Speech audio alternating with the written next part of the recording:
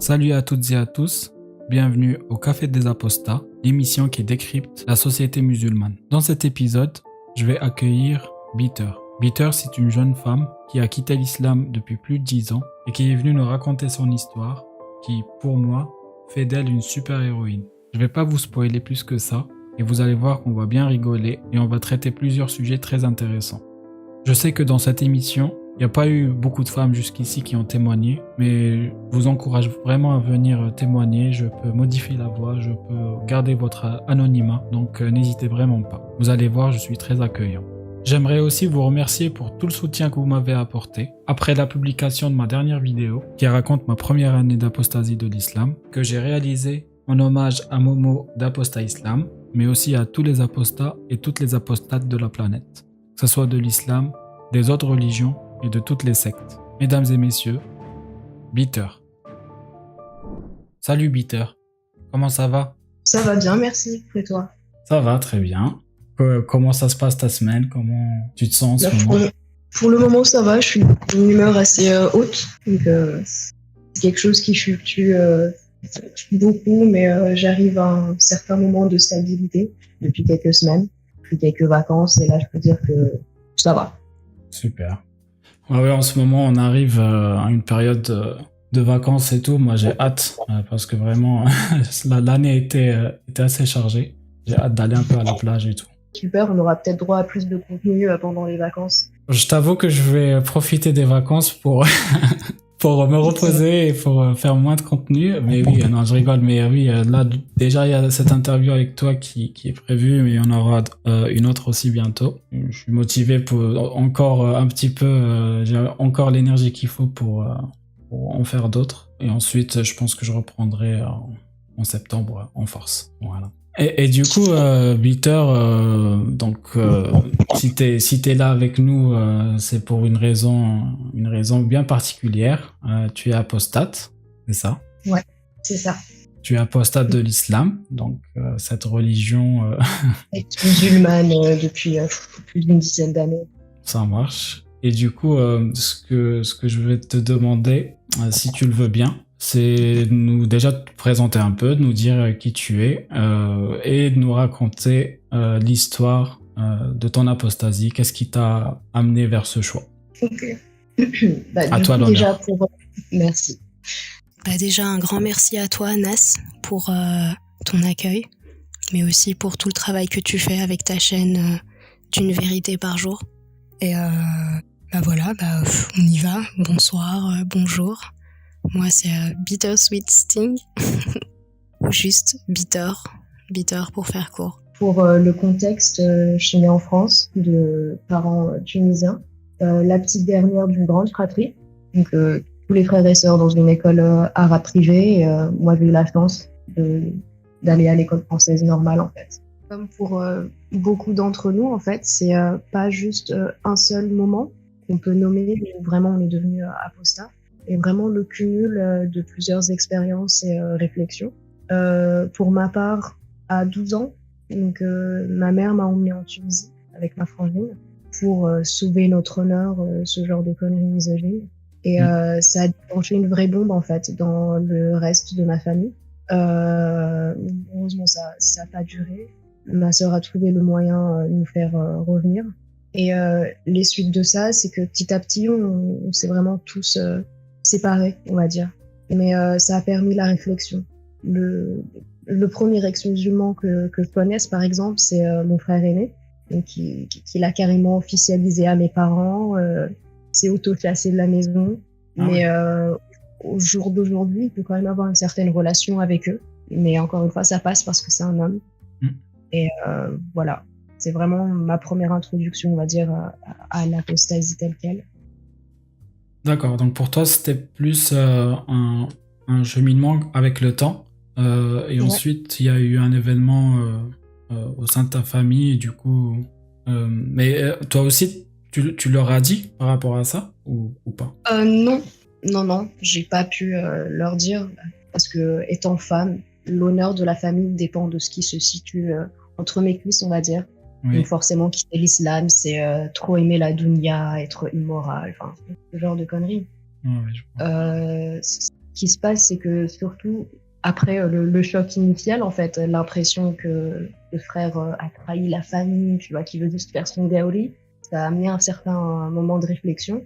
Et petit à petit, je me suis permis en fait de sortir de ce que font en fait beaucoup d'entre nous, que ce soit jeunes ou parents, c'est construire toute son identité en fait sur le seul socle de l'islam, genre moi musulman, arabe, jusqu'à la tombe, tu vois. Ça amène limite à des réactions épidermiques et une fois que tu te permets de sortir en fait de cet état d'esprit, tu peux petit à petit voilà, prendre conscience de petites choses qui vont pas dans le comportement de ta famille, de tes parents. Et c'est vraiment aussi petit à petit suite à ça que j'ai abandonné l'islam en fait. Je me souviens quand j'étais plus jeune, une de mes frangines suivait les cours de... Elle a une chaîne YouTube maintenant, Jacqueline Chabi. C'est une prof d'arabe, je crois. Et du coup, lorsqu'elle rentrait de ses cours à la fac, ma frangine me racontait certaines anecdotes du style qu'un des califes avait regroupé les parchemins du Coran, les avait tous brûlés. Donc ce qu'on a aujourd'hui n'est peut-être pas un Coran incréé, non modifié comme on nous le raconte. Et en tant que grande fan de Final Fantasy X, je me suis dit, ouais, il y a anguille sous roche, les imams nous mentent avec leurs grandes barbes, enfin, ce genre d'histoire. Quand tu étais musulmane, tu étais plus à la française ou voilà modérée, ou est-ce que tu pratiquais, est-ce que tu y croyais vraiment, est-ce que tu avais des doutes depuis même quand tu étais musulmane, ou est-ce que c'était vraiment la pratique rigoureuse, on va dire? C'était un peu un mélange en fait. Il y a eu plusieurs périodes. Moi, par exemple, j'ai dû faire le jeûne et la prière assez tôt, 11 ans je crois. Et du coup, ma mère avait réussi à me faire croire que l'humain dont l'iman, tu vois, genre la foi est forte, il obtient des espèces de grands pouvoirs ou ce genre de conneries. Ouais. Et petite, ça m'avait motivée à faire la prière. C'est devenu une habitude. J'ai dû faire ça pendant 1 ou 2 ans. Puis j'ai arrêté. J'apprenais quelques sourates. J'aimais beaucoup en fait parler d'histoire de religion, mais plus pour le côté histoire en fait et légende. Ça m'intéressait. Ouais, et c'est même, ça. C'est ça, ouais. Même, par exemple, ma conception de Dieu ou de l'islam, on va dire qu'elle était un peu couscous, quoi. Un amour genre de tous, tolérance, Ahl el-Kitab, genre les gens du livre, ce genre d'histoire. Ouais, c'est ça. Comme j'ai un pote, il me dit, franchement, l'islam c'est cool. Moi, ça me fait penser aux histoires de Tolkien, tu vois, le Seigneur des Anneaux. Là, ouais, les grandes batailles et tout. C'est ça. For Frodo.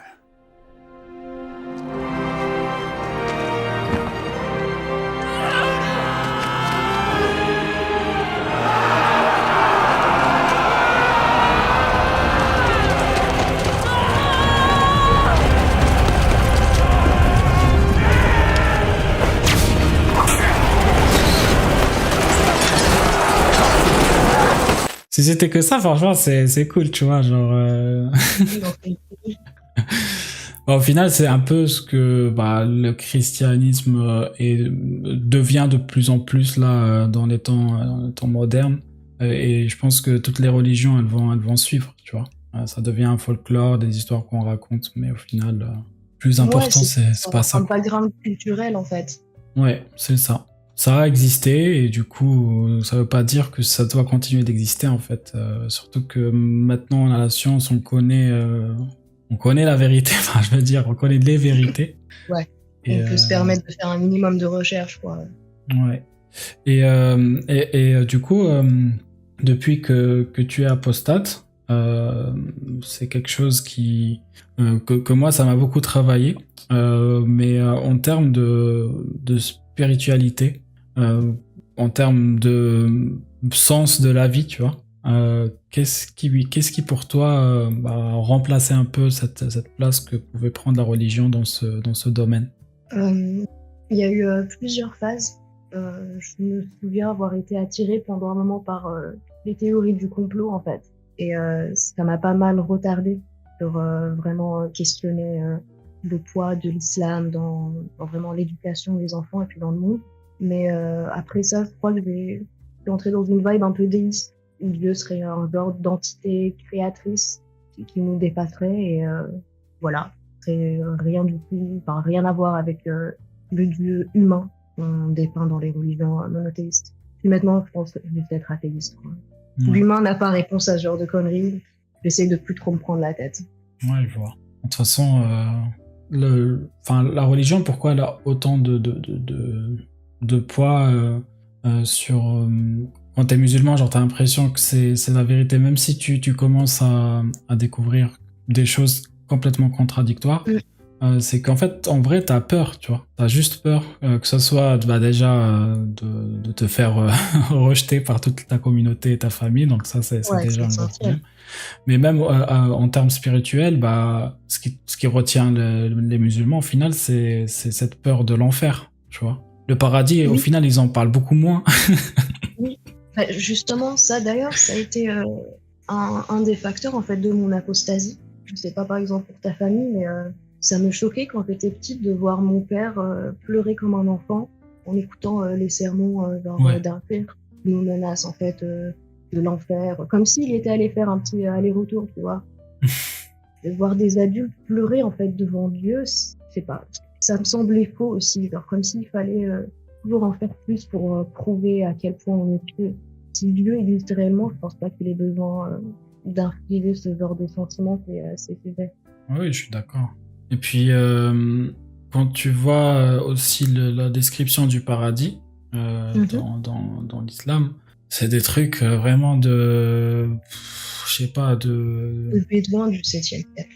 Oui, déjà, mais oui, enfin, ce que ça veut dire surtout, c'est que c'est très sur le matériel, sur des choses bizarrement, quand j'étais petit, moi je croyais que l'islam, il condamnait ce genre de choses, tu vois.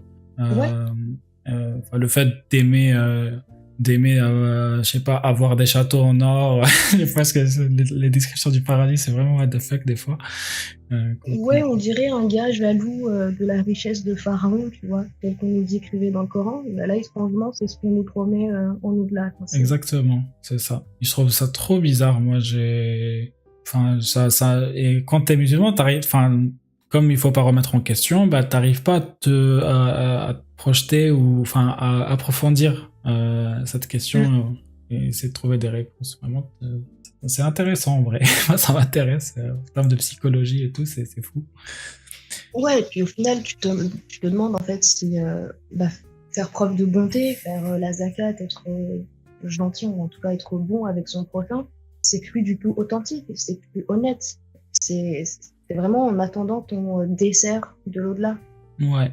Ça te fait douter de tout, tu deviens parano au final. Ça se voit dans le comportement de certains.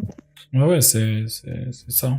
Et même quand tu fais du bien et tout, au final, tu le fais pas vraiment par sincérité, tu le fais juste pour gagner des points, quoi, des hasanat et tout.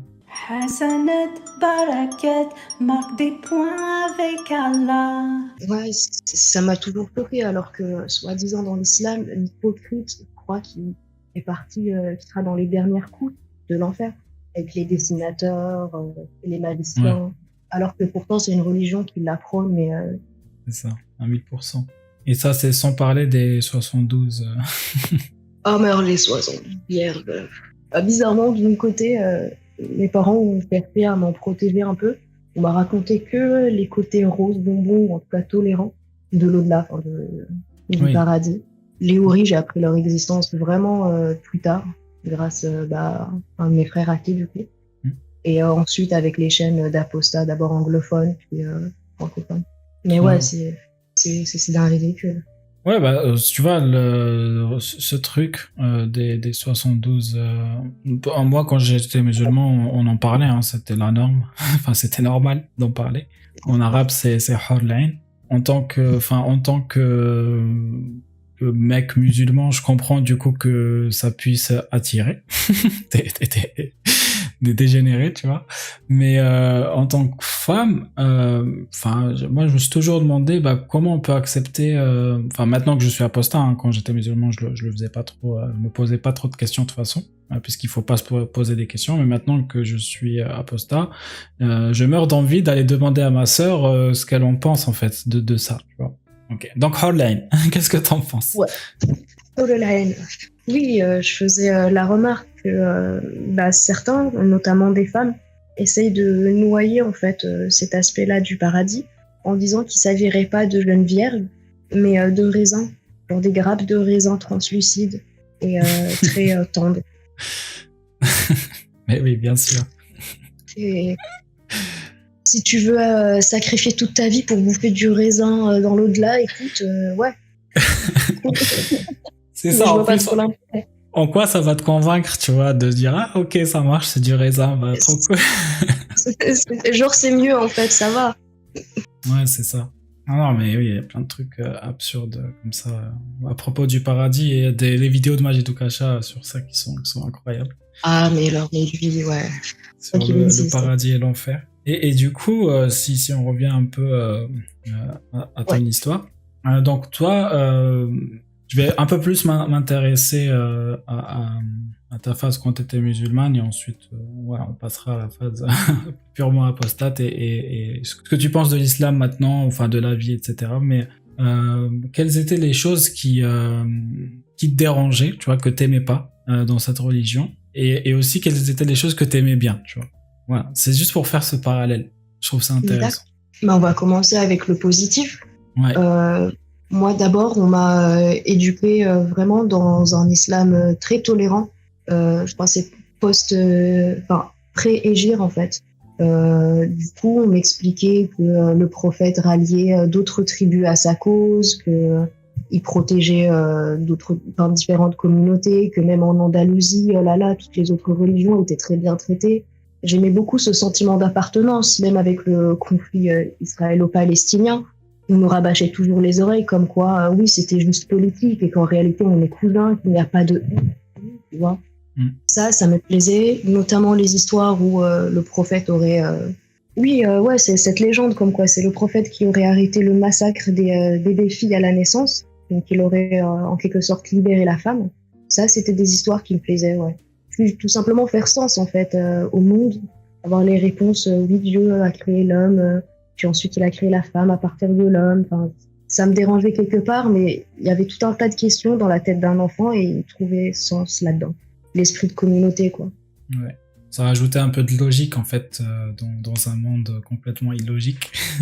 C'est ça, surtout pour un gosse, quoi. T'es aliéné dès l'enfance, mais quelque part, tu t'y accroches. Enfin bon. Après, pour les points négatifs, c'est essentiellement le sexisme ambiant. Ouais. Déjà, je comprenais pas qu'on puisse penser qu'un homme était incapable de se retenir. J'ai des frères, j'ai un père. Je trouvais que ça leur manquait un peu de respect déjà. Ouais. Et surtout, je voyais ce que ça produisait autour de moi. Ma mère a arrêté l'école très tôt. Ma sœur était traitée d'une manière assez indigne. Et je comprenais pas que ce soit Dieu, en fait, qui exigerait ça de nous. Ouais. Le voile, je pensais vouloir le mettre à mes 14 ans. Puis, étrangement, c'est à 14 ans que j'ai apostasié. On prévoit des tas de choses quand on est encore petit et aveuglé, en fait, par les enseignements de nos parents. Et je pense que c'est vraiment, justement, cet aspect-là qui fait ouvrir les yeux de certains et les mener vers l'apostasie. C'est à partir du moment où tu vois certaines failles chez tes parents, on les idéalise quand on est encore gamin. Quand tu vois qu'ils peuvent avoir des comportements ou des propos déplacés, bah, tu dis qu'ils peuvent avoir tort sur d'autres choses, notamment le fait de t'avoir transmis cette religion à la naissance. Et à partir du moment où tu arrives vraiment à conscientiser, à accepter ça, bah c'est la porte des ex-musulmans qui s'ouvre à toi, quoi. Ouais. Déjà, peut-être que j'ai raté cette information tout à l'heure, mais 14 ans, t'as apostasié à 14 ans. Vraiment chapeau, parce que moi à 14 ans je pense que j'étais vraiment au contraire. Mais genre t'y croyais réellement, c'est pas possible. À moi, c'est pas que j'y croyais réellement, c'est que je faisais comme les autres, tu vois. Et du coup j'avais toujours, comme je le disais tout à l'heure, ce sentiment de culpabilité et de peur d'aller en enfer. En fait c'est ça la plus grosse force de l'islam, c'est que on te traumatise dès que t'es petit avec toutes ces histoires d'enfer, et que ensuite inconsciemment en fait tu vas toujours y penser. Moi jusqu'à mes 30 ans, hein, jusqu'à ce que j'ai apostasie, j'avais toujours l'enfer dans ma tête qui tournait, et que quand je vivais ma vie que je faisais des trucs haram, je me disais mais là je savais que je marquais des points négatifs, enfin des sayyi'at comme on dit. Et c'est triste, mais Mais moi, à ton âge, je veux dire, à l'âge où t'as apostasié, c'était plus une pente où je revenais, j'essayais de pratiquer comme les autres, comme mon frère, ouais. Après, je pense que dans mon cas, vraiment, comme j'ai dit, j'ai eu de la chance d'avoir un frère athée. D'ailleurs, alors qu'il est, on est 4 ex-musulmans sur 5, donc ça va. Mais ça aide beaucoup, hein. Je mérite pas tout ce crédit, en fait.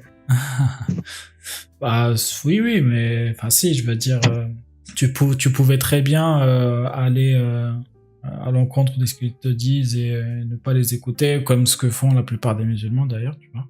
Ouais, c'est vrai. Mais choisir, surtout, enfin, je veux dire, comme tu l'as dit au tout début, quand t'es une femme, c'est beaucoup plus compliqué, tu vois, d'assumer, enfin, je veux dire, de faire des changements comme ça.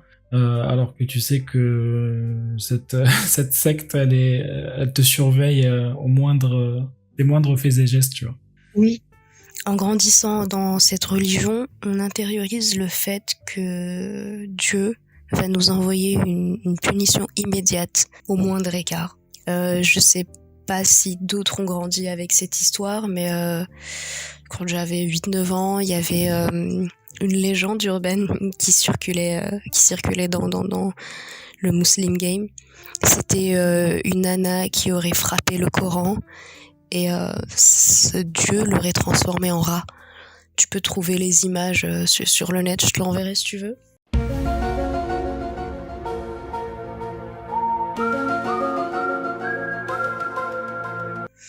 Et petite, ça m'avait traumatisée, hein. Dès que je percevais la moindre nuance de kufr, tu vois, de sacrilège, je fuyais.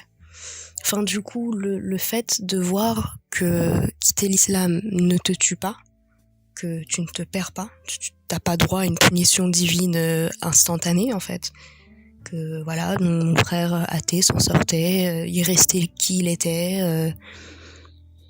Ça ne dénaturait pas sa personnalité et il n'était pas puni instantanément, comme je l'évoquais. Ça te permet aussi d'embrasser en fait les doutes qui t'envahissent. Juste savoir que les ex-muslims, ça existe en fait, que tu peux naître dans une famille musulmane, mais tu peux aussi quitter cette religion en grandissant si tu trouves qu'elle ne te concerne pas, qu'elle ne te va pas, qu'elle n'est pas en accord avec tes idéaux en fait. Tu peux, ça ne te tue pas. Donc c'est pour ça que je pense que le travail de ta chaîne et d'autres chaînes du game sont vraiment importantes pour que tout simplement des jeunes en période de doute ou même plus âgés se disent que ça existe, que l'aventure ne s'arrête pas là en fait, que c'est possible de quitter cette religion et de rester soi ou de se découvrir tout simplement et de vivre. Ouais, de ce côté-là, j'ai eu la chance de gagner plusieurs années de réflexion. Mais c'est juste ça, en fait, savoir que les ex-muses existent et que on n'est pas seul. Il y a aussi, justement, je sais pas si c'est quelque chose dont souffrent beaucoup de nanas maghrébines en France. Moi, j'ai grandi avec l'idée de Benti, quand tu sors dehors, fais attention, il y a des yeux partout. Ouais. Comme si elle connaissait tout le quartier et que c'était ses caméras de surveillance personnalisées. Et tu grandis vraiment avec l'idée que tu es observé par toute la Oumma. Tu dois vraiment faire attention. Ça développe limite des tendances paranoïques chez les jeunes, quoi. C'est une petite anecdote. Oui, mais après, elle avait d'un côté, elle avait raison. C'est pas complètement faux quand t'es dans une communauté. Enfin, je sais pas. Est-ce que t'as grandi dans un endroit où il y avait beaucoup de musulmans ou quoi? En tout cas, dans mon quartier en Algérie, les filles, elles étaient surveillées, regardées de haut en bas tout le temps, tu vois. Ouais, c'est la pression constante, ça. Ça, c'est un fait, tu vois. C'est pas... moi, ma sœur, quand elle sortait, des fois, elle rentrait, elle était pas bien parce que toute la journée, on lui parle, tu vois, on essaie de lui parler sans son consentement, tu vois. Et du coup, elle a fini par mettre le voile, en fait. Parce que du coup, quand tu mets le voile là-bas, t'es plus tranquille. Mais en plutôt, je suis une femme pure, laissez-moi en paix. C'est ça. Et beaucoup de femmes, elles font ce choix justement pour se protéger en quelque sorte, tu vois. En tout cas, je parle de l'Algérie. Bah, même en France, enfin, où la plupart du temps, je l'ai remarqué, dans certains quartiers, il suffit que tu en as 2 ou 3 qui se voilent et ça y est, quoi, ça devient une majorité. Lorsque je repasse visiter mes parents, par exemple, il y a que ça. Ouais. Tu vois plus de maghrébines coquettes ou même jean basket. Non, il y a que ça. C'est ça. Enfin, c'est déprimant. Bah maintenant, de toute façon, quand ils représentent des Maghrébins ou des Maghrébines ou des musulmanes ou machin, ils vont directement mettre un voile, alors que il y a beaucoup de musulmanes qui mettent pas le voile, tu vois. Mais ouais, je dirais même une majorité. Ah oui, c'est ça. Moi, ma sœur, elle est venue en France, elle l'a enlevé direct. Franchement, surtout de nos jours, ça peut vraiment devenir handicapant. Ouais. Ça te cantonne vraiment à un rôle précis, à une image, et voilà. Même si on tend vraiment à revaloriser ce type de femme et montrer qu'on a le choix, en fait, ça renvoie le signal que les autres femmes qui ne le mettent pas sont impures et que vous pouvez vous servir, vous pouvez les agresser. Enfin, ouais. J'avoue que c'est quelque chose qui m'irrite vraiment beaucoup. C'est ça. Surtout quand tu connais l'histoire du voile, comment les Oui, genre sauvages, nous, on est des esclaves, venez nous baiser, c'est bon. Non, vous êtes des... Oui, voilà. Quand t'es voilée, t'es une femme pure, machin, c'est bon. Et du coup, toutes les autres, c'est des esclaves qui n'ont pas le droit de mettre le voile, justement. Oui, bah oui. Même essayer de te rapprocher de Dieu, là, étrangement, t'as plus le choix. Ça t'est interdit. C'est ça. Enfin, Ouais, c'est fou. Moi, ce qui m'intrigue aussi, c'est peut-être une vision. Tu vois, je te pose des questions vraiment que j'aimerais bien poser à ma sœur, tu vois, parce que ma sœur, elle est toujours dedans. Bon, même si, voilà, c'est oui.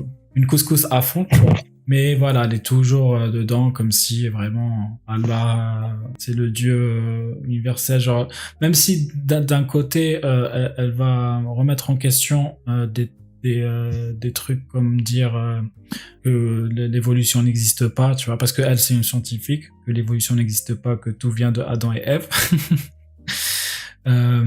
Mais par contre sur d'autres trucs, par exemple boire de l'alcool ou manger du porc et tout, des trucs comme ça, elle va éviter, tu vois. Okay.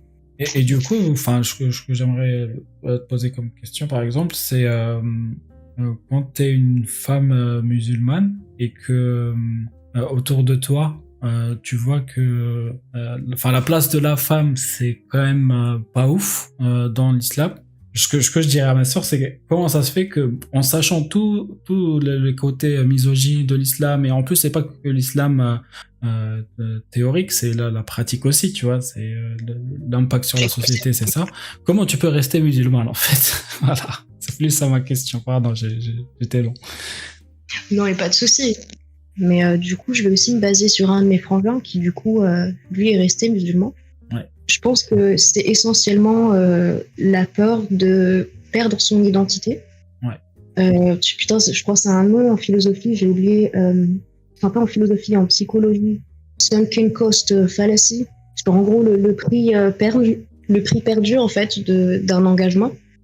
Et je sais pas si elle est musulmane, enfin à quel âge, mais quand tu l'es depuis longtemps, tu as peur en fait de dire ah bah putain, je me suis gouré en fait pendant tout ce temps. C'est pas possible. J'ai défendu ça becs et ongles. Non, maintenant c'est trop tard, faut que je continue. C'est too late, ouais, c'est ça. Ouais, c'est ça. T'as peur de vraiment peut-être décevoir tes parents ou ta famille. En tout cas, moi c'est comme ça que je l'interprète. Surtout si t'es scientifique et que, enfin. T'as de vrais arguments, quoi, que tu prêches pas un islam salafi. Ouais, mais ouais, ça doit être assez dur à concilier, hein, être femme et être musulmane. Putain de gymnastique mentale. Ouais, c'est ça. Et du coup, ma sœur, elle est plus âgée que moi et elle est devenue maman il y a pas longtemps. Moi, j'ai envie qu'elle transmette la vérité à son gosse et à ses enfants. Mais elle peut pas faire ça en réfutant elle-même ces vérités-là, tu vois. Après, si ça reste qu'une base, ça va aller. L'enfant, il pourra faire ses choix plus tard. Hein. Mais enfin, pas vraiment, parce que du coup, par exemple, sur la circoncision, mon sujet préféré, tu vois, il va pas avoir le choix, tu vois. Son partenaire, il est musulman ? Oui, oui. Ah bah ouais. Après, il faudrait la travailler au corps, mais si ça vient pas d'elle, c'est assez dur. Hein. Ouais. Ouais, donc ça, c'est quand même un grand défi quand t'es apostat. C'est de s'empêcher, on va dire, de pas intervenir dans la vie des autres. Oui, mais après, c'est un peu arrogant de notre part, mais je le comprends. On se dit, putain, on sait qu'ils ont tort, il faut les réveiller. Mais eux sont dans cet état d'esprit, ils se disent qu'on est perdu, il faut nous ramener à la raison. Même si bon, les faits scientifiques vont de notre sens, et qu'au final, chacun est libre de choisir, c'est vraiment éreintant en fait, de fréquenter la famille qui est encore sous l'effet de la religion et de rien pouvoir faire en fait. Et tu trouves ça arrogant, toi? Non, c'est juste que ça peut sonner de cette manière quoi, pour les gens qui nous écoutent. C'est s'il y a des musulmans ou quoi. Arrogant, c'est le truc le plus gentil qu'ils puissent nous dire. Après, faut pas oublier que c'est la qualité primaire du shaitan. Oui, c'est vrai. Par exemple, tu vois, des fois, quand je vais la voir, et que on rentre sur des discussions autour de l'islam, et que elle voit que je suis en train d'aller vraiment à l'encontre de l'islam. Bien sûr, moi, ils savent toujours pas que je suis apostat. Hein. Je pense que... Ouais, tu l'auras pas dit. Ouais, je l'ai déjà dit de toute façon. Mais malgré ça, je maintiens des positions d'apostat, tu vois. Que ce soit autour de tout, enfin, autour de n'importe quel sujet. À part, je dis pas que je bois, enfin, des trucs un peu comme ça. C'est les grands haram. Oui, c'est ça. Mais sur tout le reste, en fait, je vais maintenir ma position d'apostat. Et même sur la circoncision, plusieurs fois, je lui ai déjà dit, tu vois, sans être insistant. T'as réussi à lui verbaliser ça? Ah oui, j'ai déjà dit, en fait, pourquoi tu le ferais si ton médecin ne te l'a pas recommandé, tu vois. Je lui ai dit ça. Enfin, le médecin du petit. Elle m'a dit oui, c'est vrai, il va avoir mal et tout. Tu vois, genre, je vois que des fois, ça peut marcher, mais j'évite d'insister, parce qu'une fois que t'insistes, après, c'est... Limite, en fait, l'esprit de contradiction voudra faire l'inverse. Donc, ouais. Sinon, lui faire écouter des témoignages. Après, si on a le cœur bien, quoi. Je sais que certains, s'ils en ont encore souvenir, ça peut être un réel traumatisme, la circoncision masculine. Ouais. Lui faire écouter des témoignages, non, je pense que elle comprendra après, en fait. En fait, j'ai tellement peur du coup, de la réaction, de comment ça va être pris, même si au fond de moi, je sais très bien qu'au final, il y aura pas de souci avec moi directement. Mais je pense que le fait de montrer les témoignages, c'est quand même un aveu en fait que en plus j'aurais peur que... C'est ça. Pardon? Ce serait genre lui crier que t'es apostat. Oui, c'est ça. En plus j'ai pas envie qu'elle tombe sur mes trucs. Non, après par témoignage, je voulais dire même des textes écrits sur des forums ou pas forcément besoin de lui faire découvrir la communauté genre Excuse. Ah oui, pardon, j'avais pas compris. Oui, j'avais pas compris. Non, ça c'est ton travail perso, justement. Ouais. Il vaut mieux que ta famille s'en tienne loin. Ouais. Oui, par exemple, des articles et tout, c'est une bonne idée. Peut-être que je ferai ça. Peut-être que je lui parlerai aussi de mon cas, en fait. Ouais, ils s'en plaignent en ligne. Pardon? T'as dit quoi, pardon? Ah oui, je me disais, parce que des fois, t'as aussi même des convertis adultes qui s'en plaignent en ligne, alors qu'ils gardent leur email et tout, mais juste... il parle des faits. Ouais, c'est vrai. Ah, mais oui, c'est une bonne idée. Oui, quand on devient apostat, en fait, on devient parano aussi, c'est pour ça. Du coup, j'évite de parler de tous les sujets un peu comme ça, un peu touchy. Je veux dire... Soit t'es parano, soit t'es schizo. Oui, c'est ça. En fait, j'en parle une première fois et ensuite je dis plus rien. Moi, j'ai juste envie de semer la graine, tu vois, c'est tout. En tout cas avec la famille. C'est juste essayer de les aiguiller. Ouais, c'est ça. Du coup, je pense que on a pas mal parlé de ton apostasie, de ta vie islamique. Dans les interviews du coup que je fais, j'aime bien aussi la partie thématique. Je divise généralement l'épisode en deux parties. On parle d'apostasie, ensuite la deuxième partie, ça va être plus la partie thématique. Je t'avais demandé du coup des thématiques que tu aimerais aborder. Tu m'en as listé 5. Si tu veux bien, on peut passer à cette deuxième partie de l'interview. Pour beaucoup de thématiques, en fait, je me baserai sur mon vécu, le vécu de ma famille et de certains proches. Exactement. Ouais. Donc, ce sera une continuité de la première partie. Hein. Ouais, c'est ça le but. Et du coup, les thématiques que tu as choisies, éducation, art, sexualité, racisme et psychologie. Voilà, on en a déjà parlé un petit peu au début. Mais là, la particularité, c'est que je vais te poser une question. Et du coup, on va commencer par l'éducation. Sur la thématique de l'éducation, est-ce que tu peux me dire qu'est-ce que ça t'évoque de positif et de négatif dans une société musulmane? Ok. Déjà, pour commencer, on a quand même un certain amour pour le fait de lire. Donc, Iqra, on nous rappelle depuis gamin, comme quoi ça aurait été la première sourate qui serait descendue sur le prophète. Et donc, par exemple, dans ma famille, j'ai la chance où on a tous une autre bague. On a tous fait au moins 1 ou 2 ans à la fac. Donc, on n'a pas tous un diplôme, hein, mais comparé à d'autres familles, ça va. On va pas s'en plaindre. Le contrôle continu exercé sur les enfants et les nanas encore plus. Ça fait que tu dévies pas trop de tes cours. Pas de fréquentation, isolement social, ce genre de choses. T'as rien d'autre à faire. Donc, ça peut que favoriser ta réussite en cours et te permettre justement de développer des passions de ton côté que tu peux exercer chez toi. Je sais aussi que les cours, par exemple, d'arabe, c'est quelque chose qui aide beaucoup. Par exemple, pour les jeunes qui arrivent au collège, quand tu as déjà étudié l'arabe, tu le parles chez toi, tu fais quand même avancer en espagnol, par exemple, prononcer bien comme il faut. Il y a beaucoup de mots qui se ressemblent, tu as une certaine aisance en fait. Et le simple fait de parler en plusieurs langues, c'est assez bénéfique pour toi, ça te permet de réfléchir vraiment de manière différente, de sortir un peu des... Ça peut t'aider dans tes études. Après, malheureusement, je dirais que le niveau d'éducation, il est assez bas dans nos milieux. Quand je vois les taux de QI en Afrique, en Moyen-Orient, ça me dévaste. Beaucoup de parents... qui se marient jeunes en fait et qui font des gosses à peine sortis du collège. Il y a aussi la différence de traitement entre hommes et femmes qui est mise en place assez tôt en fait. Dès que la gamine est pubère, elle n'a plus aucun droit en fait. C'est une maison école.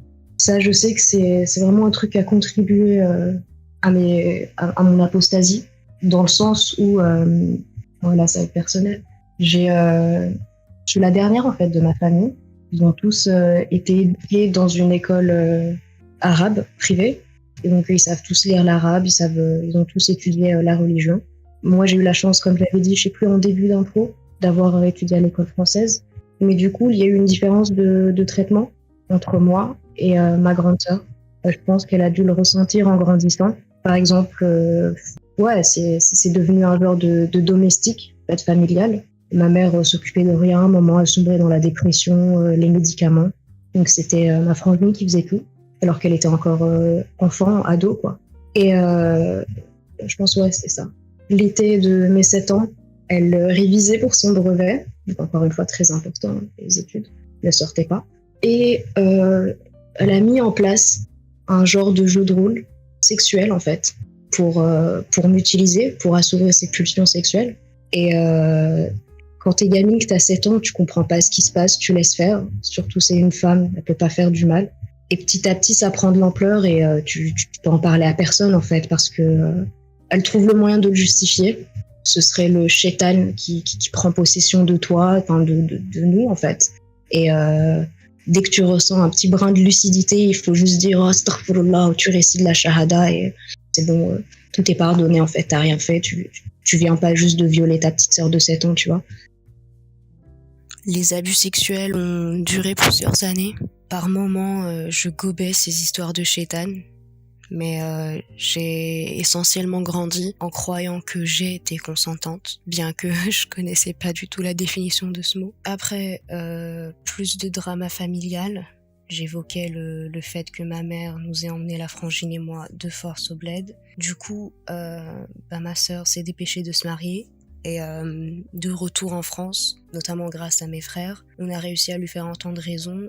Suite à ça, elle a divorcé, elle a demandé le divorce. Et elle a fugué, ce qui avait créé un putain d'incident à la maison à l'époque. Donc j'avais 14 ans. C'était vraiment la première fois que je me trouvais seule et que je me retrouvais, tout simplement. Ça m'a fait un bien fou, parce que au-delà de la solitude et de la tristesse que je pouvais ressentir, bien sûr, parce qu'à ce moment-là, ma frangine, c'était la personne que j'aimais le plus au monde. Un peu, sans vouloir spoiler qui que ce soit, un peu comme Elliot dans Mr. Robot, qui, en parlant de Mr. Robot, qu'il était son seul ami et qu'il était la seule personne à qui il pouvait parler, à qui il pouvait se confier. Seule personne avec qui il pouvait être lui-même, en fait. Les manipulateurs, les personnes abusives ont tendance à te faire ressentir ce genre de choses. Du coup, bien qu'elle soit partie, une part de moi se sentait vraiment désamorcée, en fait, vide de l'intérieur. Et du coup, malheureusement, cet état n'a pas duré longtemps. Elle est retournée à la maison quelques mois plus tard. Et je me souviens encore de la rage et du dégoût de moi-même qui m'a envahie quand je m'étais fait de la réflexion que, putain, ça allait recommencer. Bref, mon dernier ramadan, mon dernier jeûne, je l'ai fait à 14 ans, du coup, la même année. Je me souviens d'un suhour, très tôt le matin, où la frangine avait à nouveau réussi à me manipuler et abuser sexuellement. Je me souviens m'être alors demandé comment ce chétan, censé être enchaîné à la putain de mec durant tout le mois de Ramadan, comment il pouvait manipuler 2 sœurs musulmanes en France. Juste comment, en fait. Ça m'avait beaucoup marqué. C'était pas la première fois où je me faisais cette réflexion, mais ce jour-là en particulier, ouais. Certains parleront de nefs, qui est diabolique. Tu sais, c'est nefs en islam, c'est l'équivalent du moi intérieur, du subconscient. Je crois que c'est l'équivalent aussi du diablotin sur l'épaule. En gros, c'est les espèces de voix négatives qu'on te murmure en ton fort intérieur. Certains diront que si tu te retrouves tenté durant le mois sacré du jeûne, c'est que ton nefs, ton point intérieur est pourri. Honnêtement, au bout d'un moment, ce genre de discours apparaît juste clair à tes oreilles, comme il est censé l'être. C'est du langage de secte. Tu sais très bien qu'on essaye de te manipuler. Tu sais pas comment ni pourquoi, mais tu comprends, en fait. Et donc c'était le dernier jeûne que j'ai fait. Pendant longtemps, je pensais sincèrement, vraiment sincèrement, que mes parents nous tueraient s'ils nous trouvaient, ma sœur et moi, s'ils savaient réellement ce qu'on faisait. Et je priais Dieu pour qu'il envoie sur mon chemin un homme, un détraqué sexuel dans une ruelle sombre qui me viole. Et de cette manière, je pourrais justifier ma non-virginité. Je pourrais éviter à ma sœur de se faire tuer parce qu'elle serait peut-être lesbienne, parce qu'elle souffre de frustration sexuelle, parce qu'elle serait peut-être tout simplement possédée par le shaitan, comme elle s'évertue à me le faire croire, parce qu'elle est folle, qu'elle se maîtrise pas, je sais pas.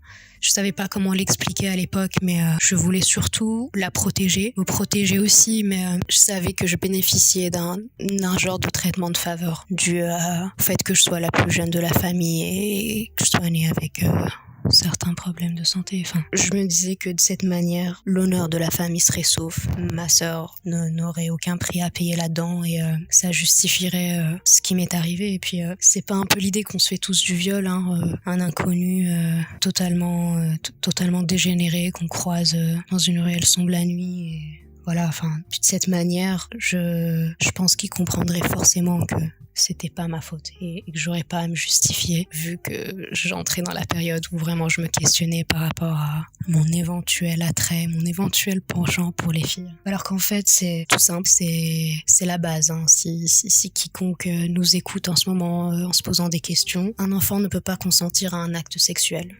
Point. Un enfant ne peut pas donner son consentement à un quelconque acte sexuel. Peu importe que ça aille jusqu'à la pénétration ou pas, non. Il est encore trop jeune, trop malléable pour réellement comprendre ce que ce choix implique et donc faire ce choix en toute conscience. Hein, je le répète, un gamin ne peut pas donner son consentement à un acte sexuel. C'est très simple. C'est pas votre faute. Tu vois bien en fait que ça vient pas de nulle part, que le sexe est vraiment vu comme le déshonneur le plus total. Le sexe hors mariage. Attends 2 secondes, je suis désolée. Je t'en prie. Donc ouais, le plus négatif, c'est vraiment cette diabolisation de la femme, cette haine de la femme, qui fait qu'elle se l'intériorise et qu'une femme peut te faire plus de mal qu'un homme en fait, peut être plus sexiste, plus lavé du cerveau qu'un homme. Ouais, je me suis perdue là. Non, moi je te suis. Déjà, du coup, je te dis, je te remercie d'avoir partagé ça. Et je vais pas, comme je le dis à chaque fois quand j'entends des histoires comme ça, enfin, je vais pas être désolé. Je vais pas être désolé pour ce qui t'est arrivé parce que moi je te dis, vraiment. Bravo d'être toujours là en fait après une histoire comme ça, de l'avoir partagée et surtout d'avoir survécu. Pour moi, tu rejoins, enfin t'es une super héroïne comme je considère toutes les personnes qui ont pu se confier à moi et en me racontant des histoires vraiment très personnelles comme ça et en ayant le courage de le partager. Donc je te dis merci. C'est bon. Et je te rejoins du coup sur tout ce que tu as dit. Je pense que il y a un gros problème d'éducation dans notre société musulmane, que ça soit comme tu disais au tout début en termes intellectuels et la preuve c'est que par exemple si je prends l'exemple de moi, de ma profession, il y a beaucoup de Maghrébins, tu vois, qui travaillent avec moi, des gens qui ont grandi en Afrique, et au final, en fait, c'est juste une question de moyens. T'as dit qu'on avait un QI peut-être un peu plus bas que la moyenne, en tout cas en Afrique. Je suis d'accord avec ça, mais je pense que c'est aussi une question de misère. Voilà, de misère, de moyens et tout, et que une fois qu'on nous donne les moyens et une fois qu'on vient en Europe, qu'on a accès en fait aux moyens d'éducation moderne, etc., et qu'on puisse le faire en fait avec liberté. Là par contre on va surpasser tout le monde. Tu vois, vraiment des fois il y a juste à voir en France. Ensuite pour la partie plus famille, le plus gros problème de l'islam, c'est que ça crée des tabous sur des sujets très très importants, tu vois, que sont la sexualité, que sont la place de la femme, la place de l'homme en fait, c'est quoi notre place en fait dans cette vie, à quoi sert notre corps, à quoi sert nos envies, nos besoins, etc. Et du coup, comme il y a un tabou, on n'en parle jamais. En fait, on va se faire cette éducation tout seul, en quelque sorte. Et du coup, soit on se met dans une position où on est plus apte à être une victime, soit on se met dans une position où on est plus apte à être l'inverse, tu vois. Je sais pas comment on dit, mais le bourreau. Ouais, un agresseur. C'est ça, l'agresseur.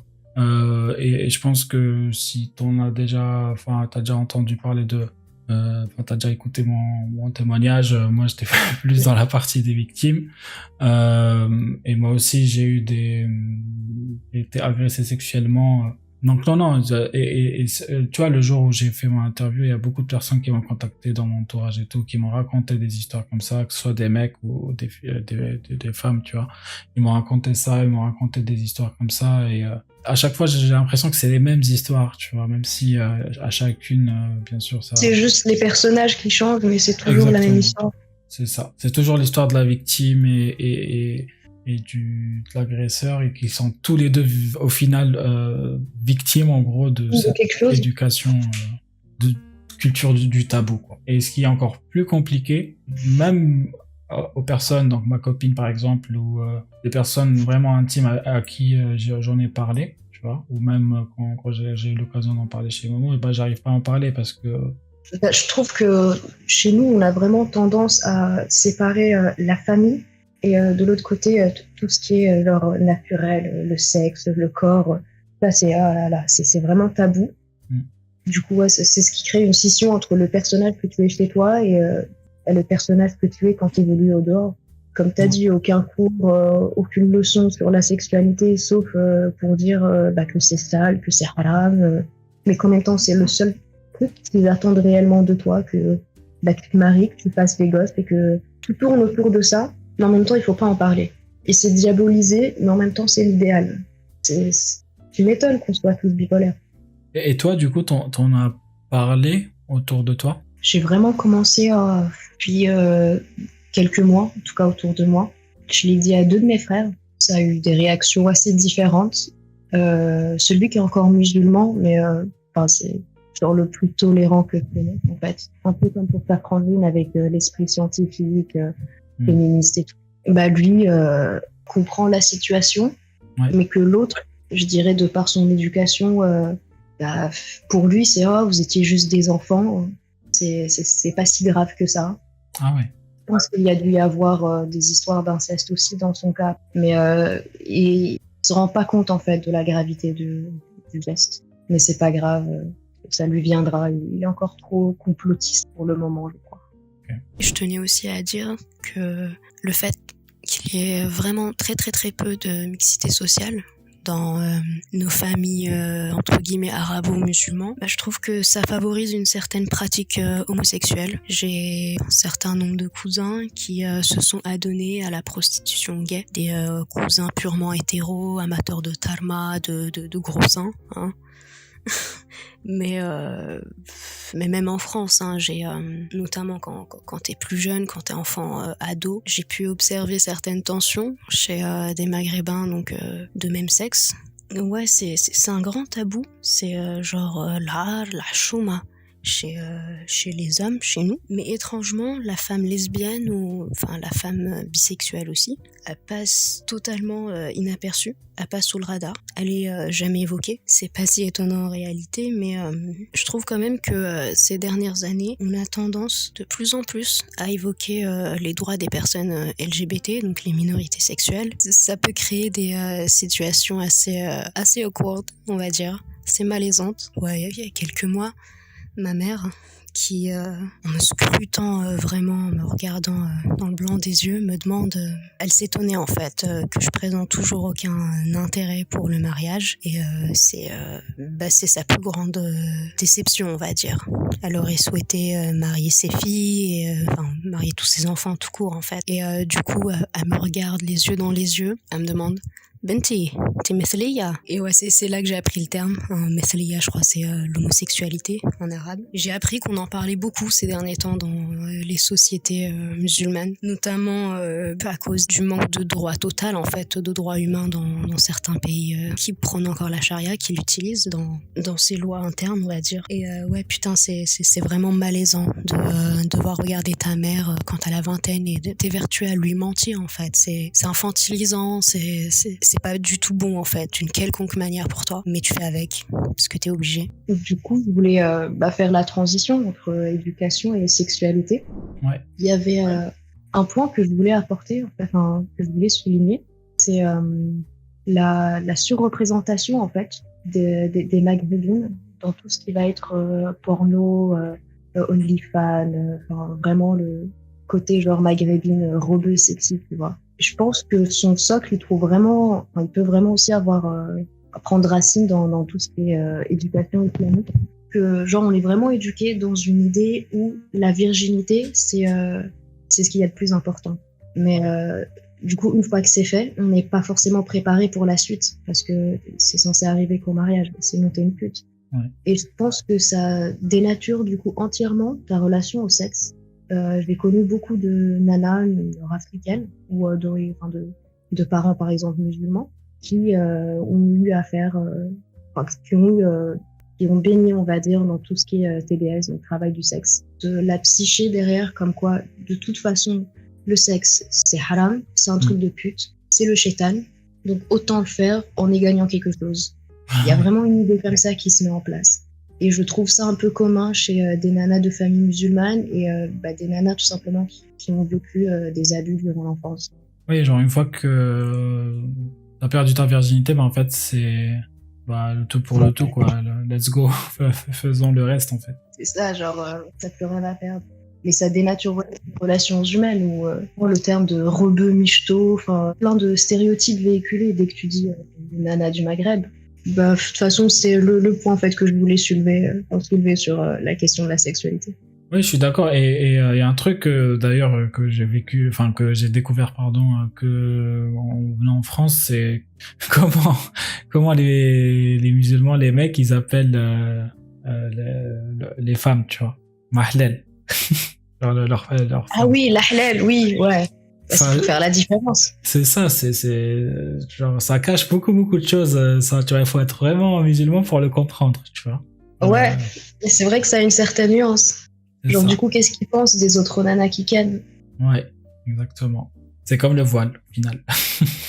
Bah, ça revient au même. Il C'est n'hésitera pas à voiler sa femme une fois qu'il aura passé la bague au doigt. Ouais, c'est malheureux. Et même les noms des sites de rencontres et tout. Ah, mais moi, Mektoub. perso, ça me fait rire. Hein. Inch'Allah.com, Mektoub. Tout pour marquer des hasanat, tu sais, genre. Ouais, c'est ça. Je fais des publicités vraiment bien ciblées, quoi. C'est quoi déjà le site de Abu Anas là? My niece. Ah, ça m'a tué. Ah, ma moitié, oh là là. À tous les célibataires de France, on vous a préparé du lourd. Ça fait super longtemps qu'on entend vos plaintes. J'arrive pas à me marier, je trouve pas de personnes à mon goût, les personnes pieuses se font rares, etc., etc. Je vous invite, Inch'Allah, à visionner cette vidéo jusqu'au bout. Mes frères et sœurs, il y a 2 ans, on a mis en place le site mynice.fr pour faciliter le mariage à nos frères et nos sœurs de notre communauté. Ce site n'est rien de plus qu'un grand pont. Un pont qui met en relation les frères avec les sœurs, tout en respectant l'éthique de notre religion. Alhamdulillah, depuis la naissance de ce site, par la permission d'Allah Azza wa Jal, on a pu être la cause de beaucoup de mariages. C'est vraiment naze. C'est trop drôle. Et c'est triste en même temps. Oui. Bah, du coup, on a parlé de l'éducation, on a parlé de la sexualité. Il nous reste psychologie. Je pense que c'est un bon candidat pour faire la transition. Ouais. Voilà. Du coup, je te pose la question, psychologie, même si en termes de positif, il n'y aura pas grand-chose, mais qu'est-ce que ça t'évoque de positif et de négatif dans une société musulmane? Le seul point positif, je dirais, c'est que ça te permet vraiment de plus réfléchir que les autres, quoi. Surtout, je dirais, pour les gens d'origine, en fait, maghrébine, mais qui vivent en France ou qui sont nés en France, t'es obligé de concilier 2 mondes, mais vraiment aux lois totalement opposées. Chez nous, c'est toujours la communauté, l'effet de groupe, alors qu'en France, c'est les droits individuels. Tu vois, tu es un être humain à part entière. Concilier les deux, c'est un putain de combat, en fait. Et t'as aussi tous les mariages consanguins qui font que t'as pléthore de maladies mentales, quoi, chez nous. La non-éducation, justement, c'est ma fille, il faut encore plus prier, ou ta pauvre mère, tu sais, elle est malade. Je trouve qu'on a vraiment tendance à mettre tout ce qui est dépression, véritable trouble en fait de l'être, de la personnalité, anxiété ou autre. On met tout ça sur le dos du shaitan, d'une baisse de foi, et voilà, ça va passer. Ou alors ça part carrément en ruqya pour t'exorciser. Ah ouais, mais les ruqya, laisse tomber. T'en as déjà vécu? Alors moi non. Ma mère a fait appel plusieurs fois, je pense, à faire ce genre de choses au bled. Dernière tentative sur un de mes frangins, mais il l'a envoyé bouler très vite. Hein. Par contre, elle est du style à dormir tous les soirs avec ses écouteurs à fond. Donc il y a Saraya, ah ouais. Surat Baqara, oui. Et même lorsque tu discutes avec elle, elle l'a toujours en fond quelque part sur son PC et ça joue en boucle. Quand tu lui demandes pourquoi, c'est pour chasser les fétans de la maison. Tu vas probablement penser que tous ses enfants sont possédés. c'est ça en fait, les problèmes mentaux. Je pense que même elle, sa dépression, tous ses traumas, elle les met sur le dos de maladies mentales. Et tu vois ça beaucoup chez des jeunes aussi. Hein. Dès que tu leur parles de psy, c'est soit ça va dans des délires conspirationnistes, soit non, c'est le fétal. On va pas s'intéresser en fait au concret et au réel problème. Non, non, je suis d'accord avec tout ce que tu dis. Hein. C'est vraiment la schizophrénie qu'on hérite après des années de... Ils vivent un peu dans une autre dimension, Ouais. dans une autre dimension quand t'es croyant, ou en tout cas que tu essaies de l'être. Comme je disais la dernière fois en commentaire, quand j'ai fait le truc sur les djinns, là, il y a un mec qui m'a dit un truc et je lui dis, je lui dis, moi, j'aurais tellement préféré croire au Père Noël, tu vois. C'est tellement puissant. Ça a l'air plus drôle, quoi. C'est- Franchement, ça aurait été tellement mieux. Ah non, nous, on a les djinns, on a les anges qui marquent les sayyat et Ah ouais. les hasanat. Ça aussi, hein, ça traumatise un gosse. C'est fatigant. Et oui, tous les jours, c'est un contrôle. Mm. Gagner le maximum de points. Marie les fillettes, lapide les kafirettes, enchaîne zakat salat, marque des points avec Allah. Couper des zigounettes et dévisser des têtes, faire au mouton sa tête, marque des points avec Allah. Quand tu rentres aux toilettes, tu dois dire une prière, tu dois rentrer avec le pied droit, sinon... Oui, même avant de dormir aussi, parce que si tu meurs dans ton sommeil, il faut avoir récité la shahada avant, sinon tu meurs kafir, tu vas pas au paradis. Il faut te rappeler tous les soirs, le dire, il faut que ce soit le dernier truc que t'aies dit avant de dormir, sinon tu vas aller en enfer. Et ça crée des psychoses dans ta tête. Exactement. Ce qui était marrant, c'est que même quand j'étais bourré et tout, j'ai pensé, tu vois. Avant de rentrer aux toilettes, je disais la vie de prière alors que j'ai bu 5 bières, tu vois. c'est n'importe quoi. Ok, ça marche. Et du coup, est-ce qu'il y a des choses positives dans la psychologie que tu as appris dans le monde musulman? Non, là-dessus, non. À part le fait vraiment d'essayer de toujours justifier certaines choses. Mais après, là, ça relève plus de la psychologie. C'est le fait de pouvoir concilier vraiment des idées opposées et de justifier l'impardonnable ou l'injustifiable, ça aide quand même à avoir une certaine ouverture d'esprit. Donc, ouais, je dirais pourquoi pas.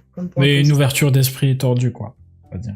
Voilà, ouais, c'est pas plus mal de le préciser. Après, il y a un truc positif.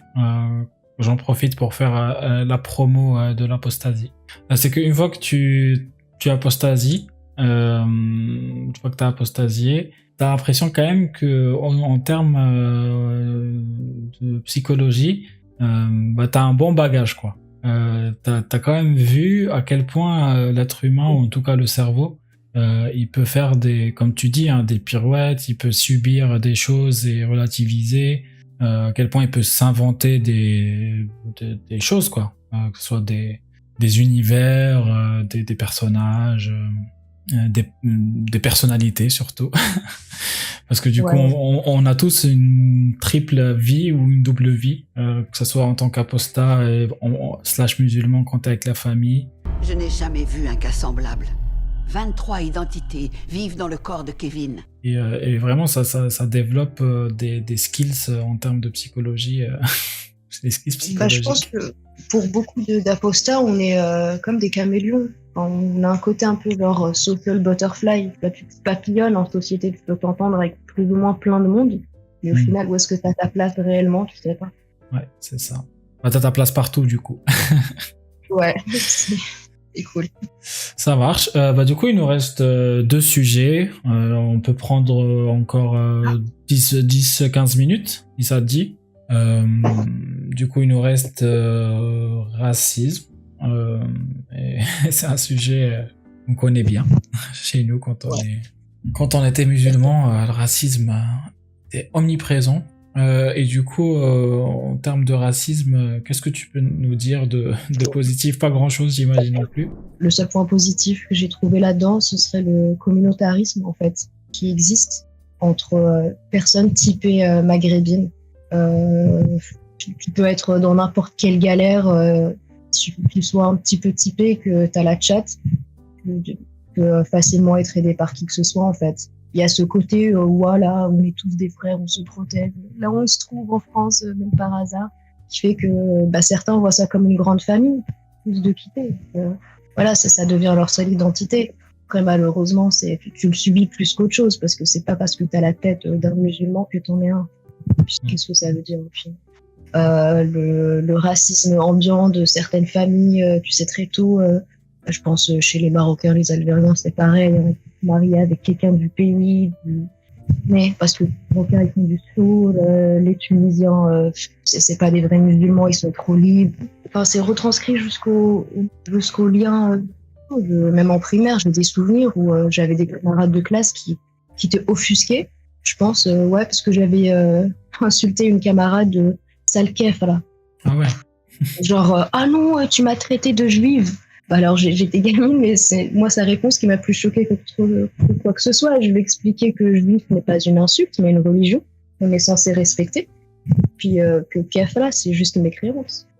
Enfin, dans ma bouche, c'était une insulte à l'époque, hein, chose que je revendique fièrement aujourd'hui. Mais ouais, c'est les Noirs, oh là là, la haine entre Noirs et Maghrébins, c'est carrément, on est vu comme des putacrelles, si on les fréquente. Ça met en avant-plan je sais pas comment il s'appelle, Bilal, tu sais, celui qui Oui. les appelle hier, mais je pense que c'est le seul noir en fait qui a une bonne figure dans l'islam, et encore c'était un ancien esclave. Et du coup, ils vont te dire, regardez, le prophète, il a libéré les esclaves, il a libéré Bilal. C'est ça, mais c'est genre un esclave sur je sais pas combien. Ouais. Le 7e siècle marque le début des conquêtes musulmanes. Les prisonniers issus des conquêtes sont asservis et gonflent les rangs des armées arabes. Après la conquête de l'Égypte, les musulmans évoluent d'une part vers les Byzantins et les Berbères à l'ouest, et d'une autre vers la Nubie au sud. En 652, après l'échec du siège de Dongola, un traité de paix est signé avec les Nubiens. Les deux parties entament des échanges commerciaux. Les Nubiens s'engagent entre autres à fournir chaque année 360 esclaves en bonne santé, hommes et femmes. Ce traité durera presque 7 siècles. Plus à l'ouest, après 60 années de résistance, les côtes d'Afrique du Nord sont conquises. De nombreux Berbères sont alors capturés pour devenir esclaves. En réaction, beaucoup se convertissent à l'islam car il est interdit d'asservir un musulman. Plus au sud, vers Bassora, se trouvent d'immenses marécages. Des milliers d'esclaves y sont envoyés pour travailler les terres afin de les rendre cultivables. Le travail est éreintant et les conditions de vie sont difficiles. En 869, Ali ibn Muhammad, d'origine incertaine, profite du mécontentement des esclaves pour organiser une insurrection. Les esclaves gonflent rapidement son armée et organisent une véritable guérilla contre les grands propriétaires et contre les villes et villages alentours qui sont pillés. Pendant 14 ans, le califat abbasside est mis à mal et est incapable de reprendre le contrôle de la région. Finalement, la révolte est vaincue et matée. Après l'échec de l'esclavage de masse dans la production agricole, l'esclavage domestique est privilégié. Par ailleurs, le calife, pour renforcer son pouvoir, crée une garde personnelle. De jeunes esclaves issus d'Asie centrale et du Caucase sont convertis à l'islam et sont formés au combat pour constituer une armée fidèle qui est appelée l'armée mamelouk. Mais le califat abbasside décline à cause des divisions internes, des croisades chrétiennes provenant d'Europe et enfin des conquêtes mongoles provenant d'Asie. L'armée mamelouk, après avoir repoussé la 7e croisade, fait assassiner l'héritier ayoubide et fonde le sultanat mamelouk. Quelques années plus tard, en 1258, les Mongols s'emparent de Bagdad. L'héritier abbasside fuit au Caire, n'ayant plus accès à l'Asie. Désormais, les esclaves proviennent principalement d'Afrique subsaharienne.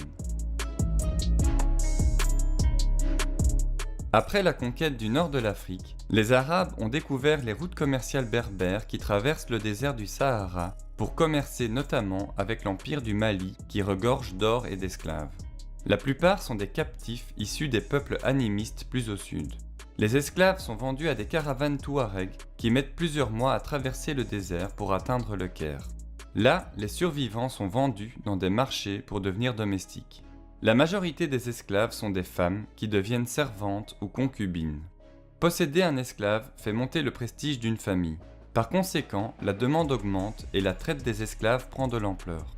Selon les estimations, en 1000 ans, entre 3,5 et 7 millions d'esclaves sont passés par les routes de la traite orientale. Et du coup, ils vont te dire, bah, regardez, le prophète, il a libéré les esclaves, il a libéré Bilal. C'est ça. Mais c'est genre un esclave sur je sais pas combien. Ouais. On est tous obligés de se voiler à cause de ça. Enfin, certes, tu le vois très bien, la plupart des morts qui sont évoqués dans la religion, c'est écrit, mais d'une manière abjecte. Je me souviens même de vidéos d'Aldo où le calife, l'homme au pouvoir. Aldostérone, c'est ça? Ouais, Ok. ouais, dans une de ses vidéos, on nous expliquait un hadith. Ouais. T'as genre, on nous prévient que même si le calife ou l'homme de pouvoir est un noir au gros nez, enfin, une vraie caricature digne des années 40 ou 50, bah, il faut quand même lui obéir. Mais genre, c'est ça qui est démonisé, c'est genre l'apparence d'un noir. Ça se retrouve même dans la manière de parler. On continue à dire abid, genre esclave, noir, et hurra, dire personne libre, quoi. Ibad, nous on dit Ibad, on dit beaucoup Ibad. Ibad al Ibad. Ouais. Ah ouais. Ouais. Mais même Carlouche, ça passe plus. Hein. Tu sens direct le dégoût quand la personne le dit. C'est pas dit par fierté. Mais tu parlais d'un truc intéressant sur la partie juif comme une insulte. Ouais. En Algérie, on dit Yehudi. Et vous dit. Mais Ouais. pour dire quoi? L'Yahoud, c'est les juifs en fait. Oui. Et Yehudi, Bah, c'est un juif. Et du coup, Yehudi, c'est vraiment la pire des insultes. Hein. Tu dis à quelqu'un, t'es un Yehudi, genre, c'est comme si tu lui disais. ouais, c'est limite, t'es entendu. Parfois. C'est pire qu'un vendu. Yehudi, c'est quelqu'un qui va être un sournois. Tu vois, c'est plus dans ce genre de situation. Il y a quelqu'un qui veut te faire du mal, en gros. Donc, toi, t'es un Yehudi, tu vois. Et, ouais, c'est vraiment, ça rentre dans les idées de complot mondial. C'est ça. ils dirigent Complotiste. Ouais. Ouais, je comprends pas cette haine. On est censé être cousins, descendants d'un même ancêtre, que leurs prophètes soient mentionnés plus de fois que notre Mohammed, hein, même leurs histoires. Tu sais, tout ce respect cette tolérance qu'on est censé avoir à leur égard, comme genre nous le rappelle le fait de toujours les nommer Ahlul Kitab. D'ailleurs, justement, Wafa Sultan disait ce ne sont pas Ahlul Kitab, mais Ahlul Kutubun. Genre, ce ne sont pas les gens du livre, mais les gens de plusieurs livres. Ils sont nos prix Nobel. Ouais, je sais plus ce qui s'était passé cette année pour l'Aïd, mais il y a eu des frappes, il me semble, entre Israël et la Palestine, encore une fois. Et t'en avais beaucoup qui s'en réjouissaient, en fait. Genre, oh, t'as vu, cette année-ci, l'Aïd est venu nous célébrer, ou il est venu, genre, il est venu les détruire. Il y a toujours ce projet apocalyptique en fond, ce racisme ambiant. C'est fou, en fait, de se dire aussi spirituel et croyant, mais de nourrir autant de haine envers, plus de la moitié de la population, 70% de la population. C'est pas cohérent avec une religion de soi-disant paix et tolérance. Oui, c'est ça. Surtout d'en faire une insulte, d'en faire... comment dire. En même temps, moi, les premières fois que j'ai lu le Coran, les premières phrases, enfin les premières ayat, pardon, de Surat al-Baqarah, c'est que Ya Banu Israël, Ya Banu Israël. Enfin, je sais pas si. Oui, c'est vrai. Et du coup, direct, ça te met dans l'ambiance en fait, tu vois. De toute façon, la plupart des versets coraniques, c'est toujours des mises en garde sur les koufars, les polythéistes, comment ils ont mécru et oh là là, comment Dieu les a punis ou comment il va les punir dans l'au-delà. Ouais. C'est triste, c'est triste. Alors que, comme tu dis, alors moi j'ai subi beaucoup de racisme lié aux juifs généralement, parce que j'étais, enfin moi je suis berbère, je suis kabyle, tu vois, et du coup en Algérie les kabyles c'est les cousins des juifs, c'est ça la théorie. Ah oui. Ouais, mais du coup t'as vécu toi là-bas, c'est vraiment comme le décrit Feller. Oui, exactement. Oui, c'est exactement. Oh voilà.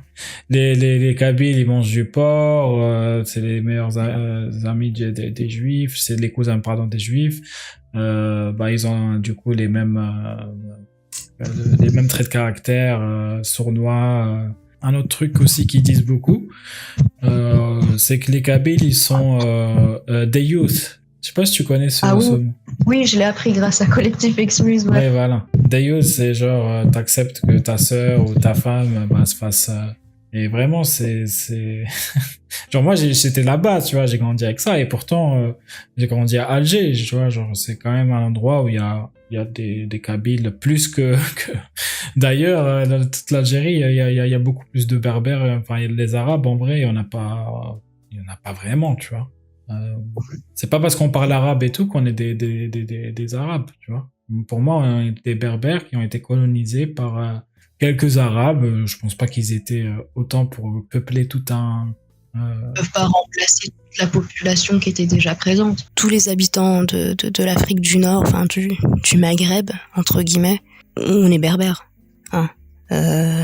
Ça sert à rien, on est en 2023, il suffit de faire 2-3 recherches sur Google, si tu veux, tu peux l'approfondir avec des articles vraiment scientifiques et demander des explications, mais ouais, les sondages, tu le vois bien, en termes de pourcentage, on est plus amazigh que arabe ou ibère, et on a même du pourcentage noir africain. Donc les cheveux harash, arrêtez de nous défriser tous les ans s'il vous plaît, les darons là, ça suffit. Embrassez les cheveux naturels de vos filles et à tout le monde, embrassez vos racines berbères et non arabes. Arabe, tu peux le garder pour le côté culturel, c'est une belle langue, il y a une histoire assez riche, mais ce serait bien qu'on découvre aussi nos vraies racines. En tout cas, j'essaye de pas trop m'aventurer sur mon cas, j'ai pas encore fait de DNA test.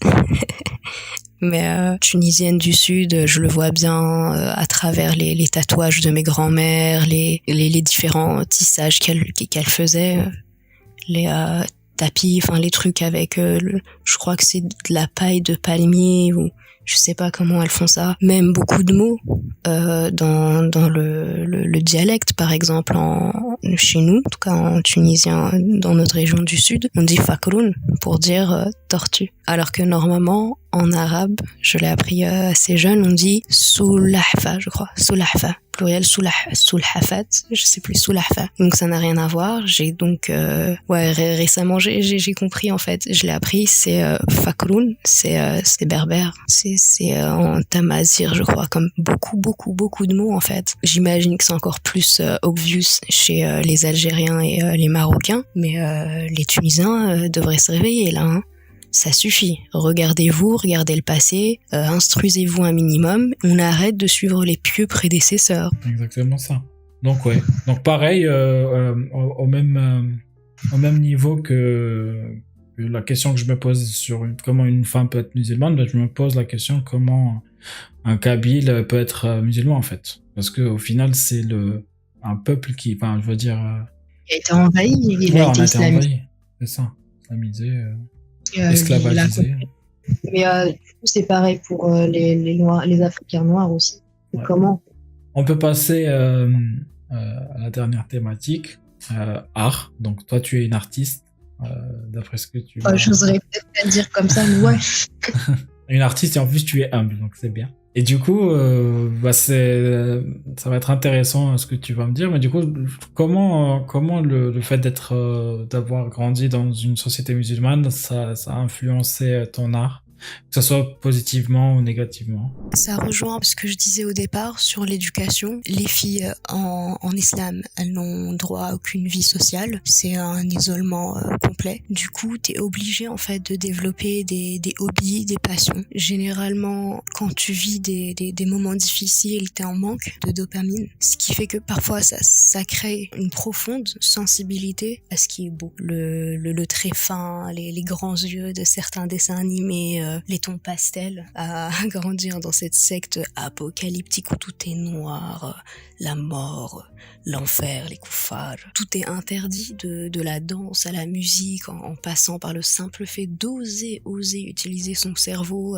juste de respirer. Enfin, un peu de légèreté, de rose pâle, de bleu pastel, de paillettes, ça fait du bien. J'ai mes frères, je sais pas, peut-être pour toi aussi, qui est de la génération qui a grandi avec Dorothée.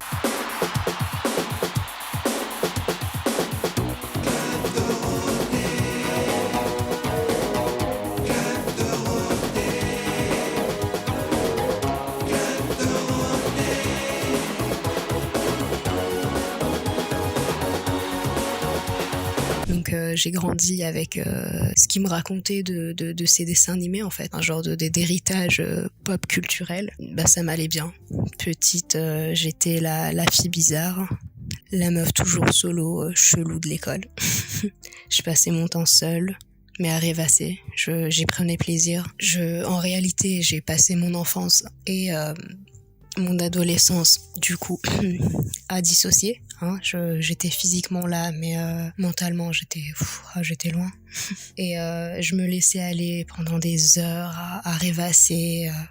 J'avais créé plusieurs personnages et tout un tas d'histoires les concernant. Du coup, je me perdais à imaginer la vie de ces personnages. Je m'inspirais de tout ce que je consommais, tout type de médias et surtout de tout ce qui se passait autour de moi. C'est d'ailleurs quelque chose que je continue à faire et c'est vraiment de là qu'est né mon attrait, on va dire, pour la mythologie / histoire islamique. Un genre d'idée assez folklorique en fait, comme tu le disais, façon Tolkien. C'est pour une enfant, c'était comme un puits d'idées fantaisistes. Puis naturellement, à vivre dans une famille où le port de masque est de rigueur, hein, toi-même tu sais, t'es obligé de développer certaines pathologies mentales. Ça crée en toi des skills psycho-sociaux qui perso m'ont beaucoup aidé. Ça m'a aidé à trouver mon identité d'artiste, si je peux me permettre le terme. J'ai toujours été fascinée par la dualité de l'être, des différents soi que l'on est, et les apparences trompeuses, la psyché complexe. Tu me diras, c'est dans le thème. Et je tends vraiment à me focaliser dessus dans mes thématiques, justement dans mes différentes histoires, que ce soit des illustrations ou des projets de BD / animés que je ferai si je vis assez longtemps. Tu sais, on porte tous différents masques, comme tu le disais plus tôt, mais nous, apostats de l'islam, qui sommes encore obligés de côtoyer nos familles musulmanes, disons qu'on a un plus large éventail de masques. On a une grande panoplie de masques. On a plusieurs différents rôles à jouer, de nos membres de famille, de nos proches, que ce soit la fac, l'école, les cours, parfois les partenaires, c'est assez fou. Parce qu'on ment pas par lâcheté, par traîtrise ou autre, mais par amour, puisque nos parents sont soit vieux, soit malades, soit tout ou rien de tout ça, mais juste moins parce qu'on aime. On joue différents rôles en société ou en famille, dans notre intimité, pour garder cet amour. Et c'est des thèmes psychologiques, mais qui m'inspirent énormément du coup pour mes différentes histoires. Oh, et je remercie aussi les 2 années d'école d'art, en particulier des cours de nu, qui m'ont énormément aidé à démystifier le corps et la nudité, à voir le beau dans un corps, d'homme, de femme, de n'importe quel âge, n'importe quelle morphologie ou peu importe la posture. Je pense que certains Nord-Africains auraient grave besoin de ce genre de séance de décomplexion. Je pense pas que le terme existe, mais ouais, parce que le corps est tabou, mais c'est l'essence même de la vie.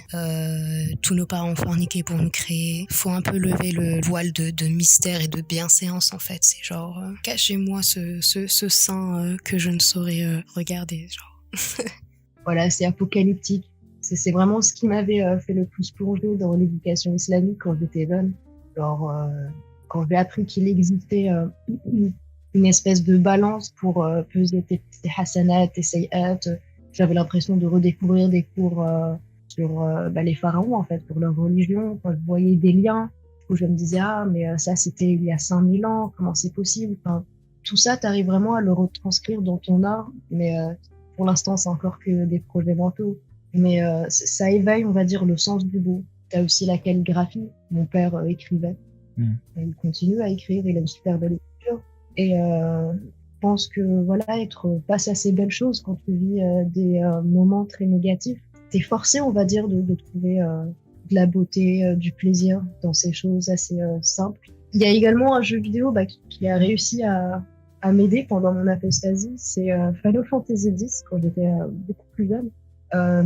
T'avais une église, en fait, un temple qui était extrêmement manipulateur. Et puis tu te rends compte petit à petit que la religion est instrumentalisée pour contrôler les habitants. Et quand t'es petit ou que tu as trop de temps à perdre, tu peux faire le lien, en fait, avec la manière dont le utiliser dans ta famille ou sens plus large dans le monde musulman, quoi. C'est des pistes de réflexion. Ouais, je vois ce que tu veux dire. Je pense qu'il y a beaucoup de jeux vidéo qui essaient de raconter justement notre lien avec la religion, ou avec cette notion de Dieu en général. Et parce que avant l'islam, je pense que faut se rendre compte que toutes les religions influencent n'importe quel religieux, quelle que soit du coup sa nature, qu'elle soit la religion musulmane, la religion chrétienne, la religion juive, etc. Même s'il y en a qui sont plus violentes que d'autres, mais je pense qu'on a tous été influencés par ça. En fait. Je pense que la plupart il y a plus de gens, je sais pas ce que tu en penses, mais il y a plus de gens qui ont grandi dans la religion que dans l'athéisme, on va dire. Même s'ils pratiquaient pas, tu vois. Ouais, non, du coup, les familles qui grandissent et qui élèvent leurs enfants dans un cadre athée, ça reste relativement récent. Ouais. L'échelle humaine, quoi. Et du coup, nous, en tant qu'apostat, est-ce que toi, personnellement, tu vas, si un jour tu as des enfants, tu vas leur en parler, en fait, de l'islam et de ta vie musulmane Personnellement, je veux pas avoir d'enfants. Ok. Oui, mais voilà, c'était une question. C'est vrai que c'est une question importante à poser aux autres apostats et ouais. Parce qu'au final, ce serait grâce à nous que ça pourrait continuer, mais comme le soulevait, je sais plus si c'était Soleil dans une de ses vidéos, il réfutait en fait les propos d'Aldostérone, comme quoi genre apostat, ça, tu vois, ça l'impressionne pas. Qu'est-ce que nous on va laisser comme éducation à la génération d'après?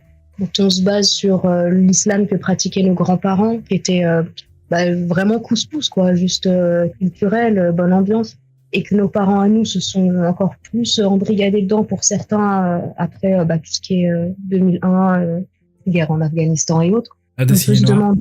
Ouais, voilà, aussi. Pour les Algériens, n'en parlons pas. On peut vraiment se demander que, ouais, on a un putain de rôle à jouer dedans et, je sais pas, j'ai peut-être peur de la responsabilité, mais il y a des gènes que je désire pas transmettre, tout simplement. Ouais. Ah oui, donc si tu veux pas avoir d'enfants parce que t'as pas envie de transmettre des gènes de musulmanes, on va dire. C'est ça? Si j'ai compris. Okay. Pas forcément, c'est pas forcément ça, mais après ça reste plus des questions relativement personnelles. On pense pas toutes de cette manière. Oui. Mais refaire de nos parents quand déjà tu étais quelqu'un de malade, qui a pas forcément beaucoup de patience. C'est un enfant, on s'en rend pas compte, mais c'est une putain de responsabilité. Ah oui, plus dans ce sens-là. C'est pas comme les animaux, quelque chose que tu vas sevrer pendant quelques années, que tu remets dans la nature. Tu t'impliques pas comme ça sans raison. Et d'ailleurs, je déplore le nombre de gosses par famille musulmane, en fait. Je pense que si on contrôlait ça, le futur n'en serait que meilleur. Ouais, c'est ça. J'avais vu une vidéo récente, récemment plutôt, de Infidel Noodle. Je sais pas si tu la connais. Oui, j'ai vu quelques-unes de ces vidéos. Oui, du coup, c'était sur la chaîne de Shira, MuseXMuse. In the age of the internet, there are so many different threats that are being posed to Islam. For example, ex-Muslims who decide to speak up and share their thoughts and stories. There's also the more obvious ones, like the fact that people are now able to point out logical and scientific inconsistencies and spread this to a wider audience. But I think there's another threat that we don't talk about nearly enough. How often do we hear the phrase, Islam is the fastest growing religion. Alhamdulillah, so many people are embracing Islam. But when people speak about this rapid increase, they never follow it up with the facts. So often they fail to mention the fact that Islam's growth is actually relying on one particular thing. Elle avait mis des sous-titres, etc. Donc elle est vraiment intéressante la vidéo parce que du coup elle parle de quelle est la plus grosse menace pour les musulmans. En fait, la plus grosse menace, c'est bizarrement, paradoxalement, le fait que si les musulmans, il y en a de plus en plus dans le monde, c'est juste parce que le taux de natalité dans les communautés musulmanes, il est plus gros, beaucoup plus gros que dans les communautés occidentales, on va dire. Et du coup, forcément, il va y avoir de plus de musulmans, mais c'est des musulmans par défaut. C'est pas des musulmans par conviction. Pas demander de ou quoi que ce soit. Hein. Oui, c'est ça, exactement. Et du coup, c'est des candidats à l'apostasie au final. Donc, plus tu fais des musulmans, plus tu fais des candidats à l'apostasie. Après, tu crées aussi des bombes à retardement. Et, ça peut être effrayant. Aussi, ouais. Une fidèle noodle soulignait aussi le fait que des femmes issues de familles musulmanes conçoivent des gosses ou non, quand elles le conçoivent avec des partenaires qui n'ont rien à voir avec l'islam. Donc encore une fois, ça prouve vraiment le rôle, l'importance que jouent les ex-musulmanes dans ce combat. Que c'est vraiment à travers la libération de la femme, la multiplicité, on va dire, de ses choix, la possibilité de nombreux choix, qu'on va réussir à la sortir en fait de cet embrigadement, de ce rôle cantonné qu'elle a en marge de la société, qui fait que voilà, on continue à dire que l'islam est la religion la plus grandissante, mais qu'au final, c'est comme toi et Infidèle nous de le préciser, que c'est uniquement dû au taux de natalité très très élevé dans les familles musulmanes, que au final, ça ne dépendait que des nanas et de leur éducation, que moins elles faisaient de gosses, plus elles fréquentaient les bancs de l'école, plus elles s'instruisaient, qu'elles s'inséraient dans la société, et que c'est ce qui fera avancer les choses. Ouais, c'est ça. J'ai oublié de dire cette partie, mais oui, le côté aussi que voilà, c'est tout dépend des femmes en fait, et que on sait très bien que cette religion elle n'est pas pour les femmes, bien au contraire. Et donc si on arrive à éveiller les consciences de plus de femmes, en fait, ça va résoudre le problème, quoi. En réalité, ce qui se passe en Iran est super important. Ça a réussi à s'exporter ailleurs, en fait, dans le monde musulman. Les révoltes anti-voile, enfin féministes, tout simplement, de la jeunesse. Mais je pense que ça va juste créer des effets inverses, quoi. Que la montée comme ça, de la libération, de la révolution prise de parole d'un côté, il y a toujours l'inverse qui arrive après. Ouais, c'est sûr. Enfin, moi, perso, je suis optimiste quand même. Surtout que avec Internet, en fait, tu peux pas arrêter quelque chose. Tu peux pas arrêter. C'est pas comme avant où on pouvait contrôler la source d'information. Maintenant, avec Internet, l'information. Ouais, les faits sont là, ils sont visibles par tous. Ouais, c'est ça. Et que limite, ça joue entre nous, entre nos mains, en fait.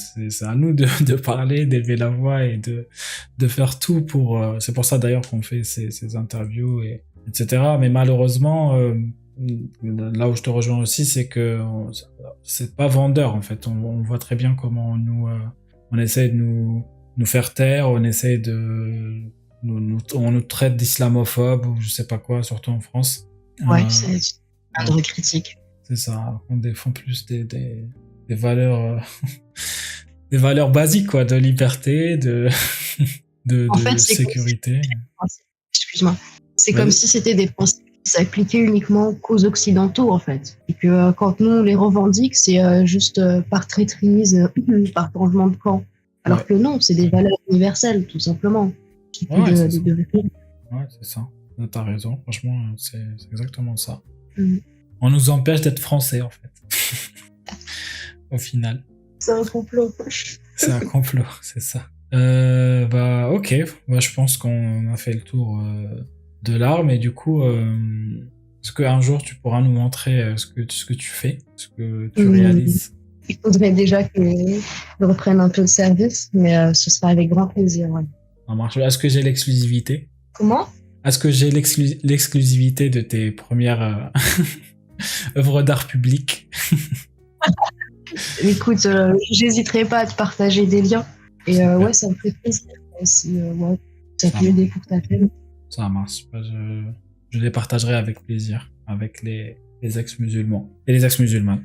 Voilà, j'ai oublié de le dire. Du coup, merci beaucoup, Peter. C'était très intéressant.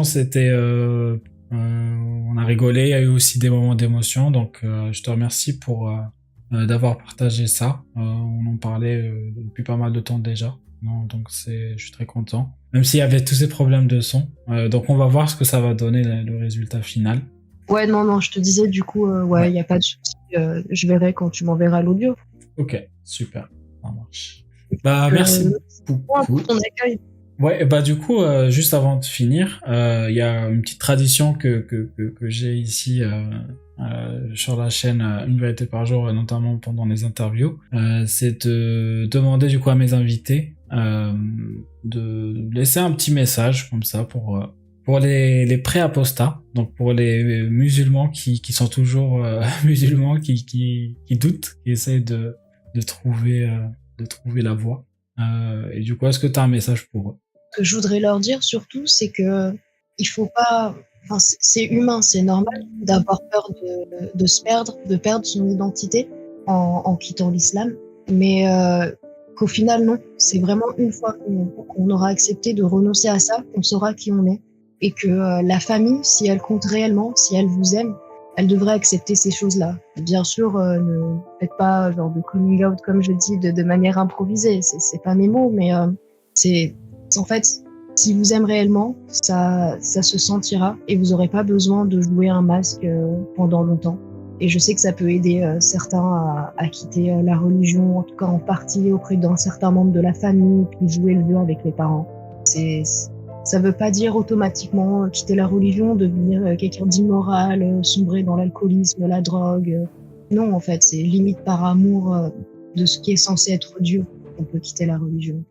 C'est pas par haine, vraiment pas. Et peu importe si vous avez vécu des événements traumatisants ou quoi, c'est pas pour cette raison-là que vous avez perdu la foi. C'est tout simplement parce que vous aviez eu plus matière à réfléchir que d'autres, quoi. Ça peut être en partie dû à ça, mais c'est pas la seule raison.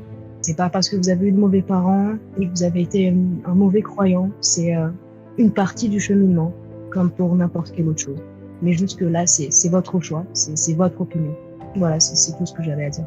C'est beau et très juste. Merci beaucoup pour ce message et j'espère que ça atteindra les personnes concernées. Du coup, je te remercie, je te dis bonne soirée. J'espère qu'on pourra refaire ça de temps en temps. Merci beaucoup d'avoir partagé ton histoire. C'était très intéressant. Et moi, je vous dis merci beaucoup d'avoir écouté cette interview. Il y en aura d'autres dans pas longtemps. Une ou deux avant les grandes vacances. Et ensuite, restez connectés pour les autres contenus d'Une vérité par jour. Merci beaucoup. C'était Nas. Ciao, ciao. Et à la prochaine.